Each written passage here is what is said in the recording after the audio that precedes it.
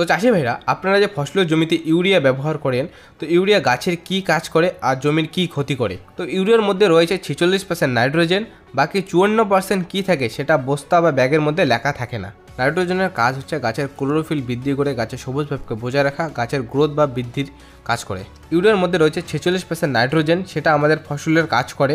বাকি যে 54% রয়েছে সেটা আমাদের ফসলের জমির বা মাটির ক্ষতি করে, মাটির পিএইচ লেভেলকে বৃদ্ধি করে। এর ফলে পরবর্তীকালে ফসলের জমিতে মাইক্রো নিউট্রিয়েন্টের ঘাটতি দেখা যায়, এর ফলে ফসলে অধিক রোগ দেখা যায়। এর কারণে জমিতে অতিরিক্ত ইউরিয়া ব্যবহার করবেন না, যতটুকু প্রয়োজন ততটুকু ইউরিয়া ব্যবহার করবেন।